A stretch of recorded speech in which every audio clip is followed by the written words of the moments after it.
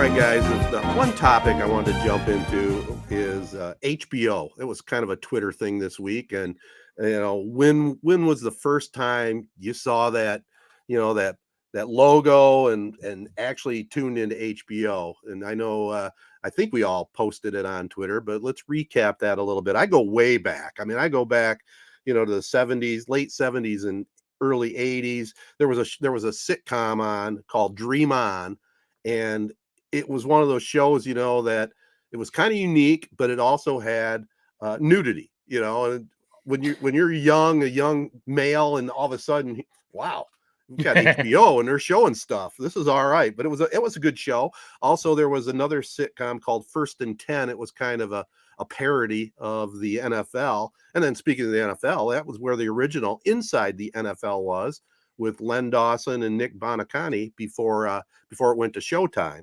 So, and then of course, boxing. Mike Tyson was must-see TV, and it was all on HBO. And I'll never forget seeing Douglas knock him out on HBO. So those are kind of my early recollections of that franchise. Yeah, I couldn't, when, like you said, we tweeted it out, the little conversation on Twitter at 3 Point Pod, if you want to give us a follow. But you tweeted, when you replied, you said something about a milk jug strip to your first reply. And to be honest, I didn't know what the heck you were talking about. And then you tweeted out the picture of the box and everything.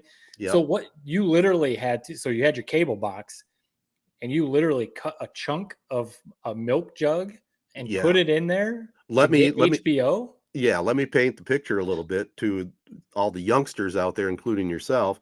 When that box first came out, that was our first cable box. When I started in cable, it cost me $8.95 a month. Think about that. But that box that I posted, I don't know who figured it out, but word spread like wildfire. You cut a rectangular piece of plastic off a milk jug, and you stuck it in between, because HBO would be scrambled. You'd turn to that channel and it'd be scramble waves. You couldn't see anything. Every once in a while, oh, there's a boob, but you couldn't watch it. So you put this thing in, and it completed the circuit somehow, and all of a sudden, dear God, free HBO. Now, here's a little sideline for you. Jared's dad, he probably won't want me repeating this, but he was still living at home. He was probably 15 years old, and he was playing around with it, watching HBO. And they were having some problems with the cable. The cable company came over, and that little piece of plastic was sitting inside there. And he goes, "What the heck's this? Pirating HBO?" And my mom said, "Oh, that's my son John did that." Threw him under the bus. Yeah, didn't get in trouble for it, but that's a little sidebar for you. But yeah, that's crazy. That's how we watched it. That's crazy. So it's like the rabbit ears. You used to have the rabbit ears, and you would aim them or whatever. And right. But a piece of plastic to get HBO. That's crazy. Yeah. But yeah, so to answer your original question, we didn't get cable at growing up out in the country in Owasso Corona. The cable wasn't available for, basically my whole childhood. And then when like Dish Network, when those satellite, came around, DirecTV, we did finally get it. I think I might have been early high school, might have been late middle school, but not for a while. And I remember at times having HBO there, but a lot of times there was a parental code lock on it because of the nudity, like you mentioned. But so like my first memory of HBO, to be honest, I don't even really remember, to be honest. Like, I guess high school, probably watching movies on HBO, but I don't have like a vivid, like you do, of shows that I watch. I remember watching some of the big boxing matches on HBO or whatever, but yeah, it's not like it is now where just everyone, has a streaming service or watches HBO or whatever. But it's just, it is funny though, like you mentioned, the first time you come across the nudity on some of those channels, it is like, woo. And again, that's one of those things that kids these days don't understand, because it's out there in their face every day, right? It's so prevalent now or whatever. But yeah, it was crazy. People, so what now, the big thing is HBO Max, the app, or, the streaming service changed to Max. Yes. And I think we mentioned it before, how that branding is just so strange. Well, yeah, my whole thought process on that, why would you even at all tamper with the iconic HBO. I mean, HBO is the original. I mean, if you want to tweak it a little bit on the how it's presented, okay, that's one thing. But I'm still trying to figure out the mindset on how it goes from HBO to Max, and that's better marketing. You know what I Right. mean? Especially because I guess I don't even know. Cinemax is still a thing, right? Yeah. So yeah, you can still have Cinemax. So I'm even just curious how, if they had to, I don't know who owns Cinemax, but if they had to talk to them and be like, hey, can we use this and call Right. our streaming service Max? Whatever. But Well, I think they're tied together somehow. The I'm big sure they are. corporation, it's got to be. And I did look a little bit online. The reasoning going to Max, they thought that HBO was more looked at as adult oriented Oh, okay. compared to using the term Max, which they tied into like Warner Brothers and whatever else. There's a lot of stuff Interesting. behind the scenes. But heck, when I think of nudity, I think of Skinamax. I mean, that's what you Skinemax, right? think of, right? Yeah. Because they had Yep. all the soft core porn they'd play on Friday, Saturday nights after Yep. midnight. Skinemax. I remember. Yep. We definitely knew about that. That was always locked out. But the big story over the weekend, when we'll be rejoined by Jared in a little bit, but the show Succession. Yes. So that was the big talk. I mean, you guys probably already know the answer from me. I have not watched it. It's on HBO, but everyone over the weekend, the show Succession had its series finale, and people are obviously debating. Again, I don't know anything about the show, so I don't know what they were talking about. But man, some people talking about Succession, maybe the best show ever on HBO. So Yeah. when I was seeing all that, I mentioned to you guys, I was surprised because I was like, I don't think Ted has mentioned Succession during Tedertainment Tonight. And No. usually anything HBO you watch. So you said you're getting into it though? Yeah. I told you off record. I mean, when I first heard the premise of it, and it didn't have the buzz that a lot of shows do, it didn't suck me in at the beginning when it started its run. But it's kind of a takeoff on Rupert Murdoch, and that deal and his kids. And but I have watched the first 2 episodes, and I will say it's really, really good. I can see what everybody is all excited about now that it's completed its run. So, it's one of those shows now that every night we'll probably watch 1 or 2 episodes till we binge through it all. It's really good. I stepped away for a second. What I heard you guys talking about, I'm glad I stepped away. Went Skinamax, this, that. It goes off the rails as soon as I step out. But Ted, you really missed your Super Bowl this past Sunday night with Succession ending, as well as I forget what the other HBO show was that was ending as well. That was your Super Bowl, man. You're an HBO shell. You missed it. Well, I missed it on the live run, but I haven't missed it. I'm going to be watching it. That's the whole point.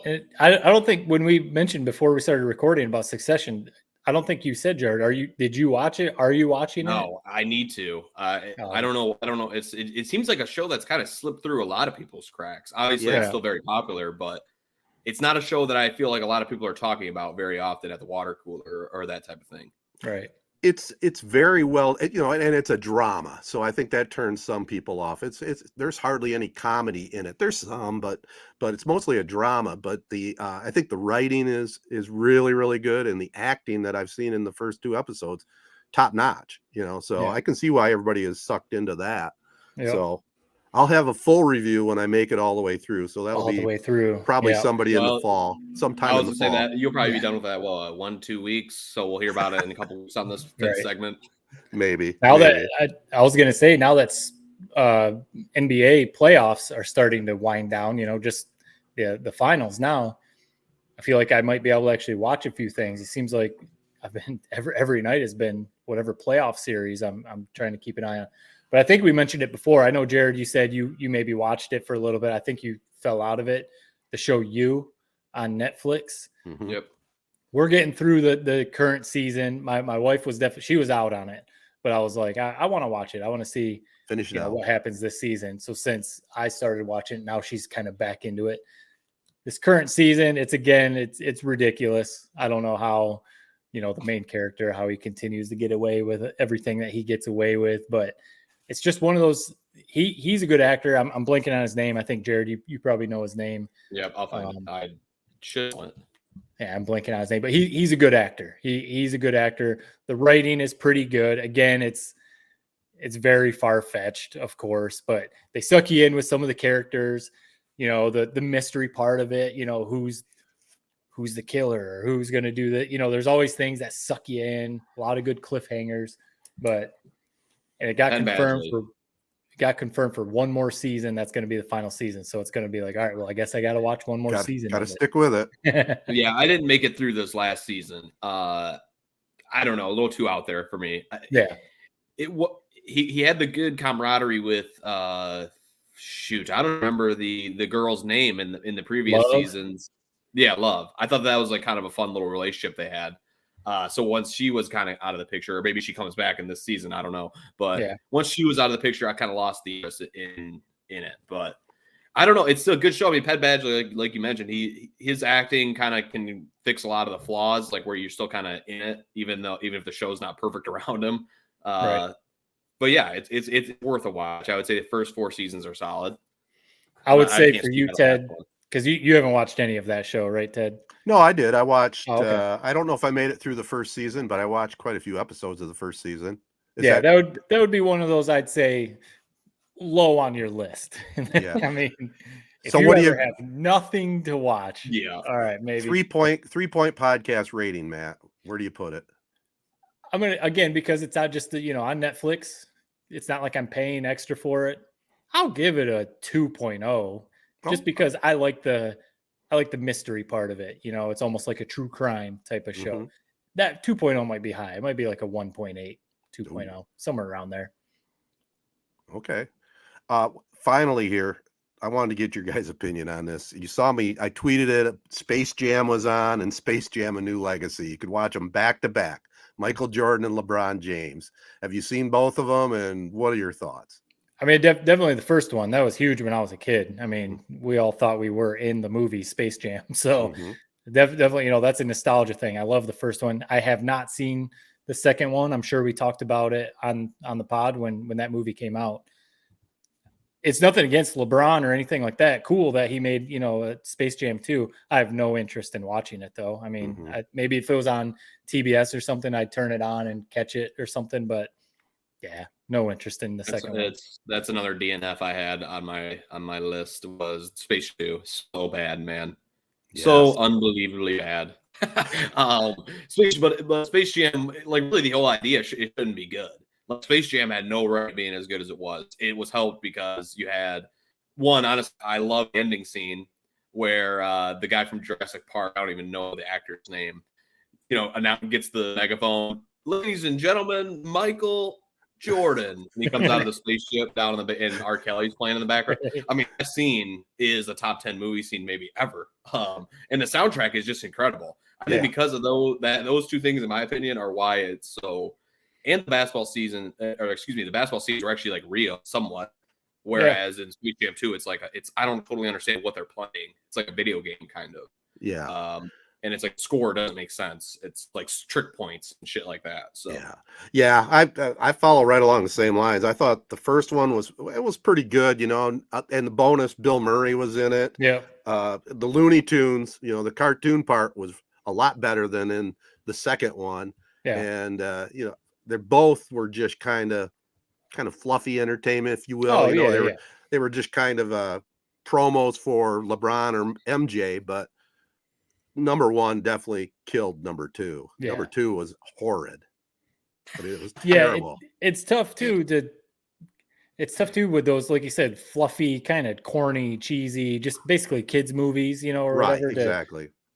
Because LeBron's not going to try and make the same movie. They're going to try and, use that concept, I guess, but, do something new, do whatever is modern, nowadays.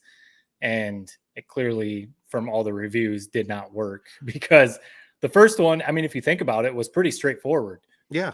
Looney Tunes and, the Monstars thing, steal the pro athlete. I mean, it was pretty straightforward for like a kid's movie like that. They didn't try to do too much. They didn't try, it was like.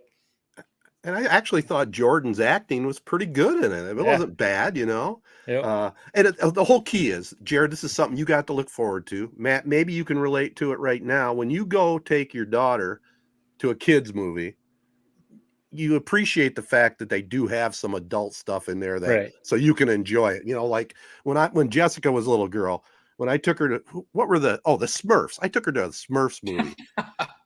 It had a few moments in there when they threw a little digs in there to the adults, that you could kind of get a chuckle out of it. You Right. gotta have that. You can't Yeah. if you go sit through like My Little Pony.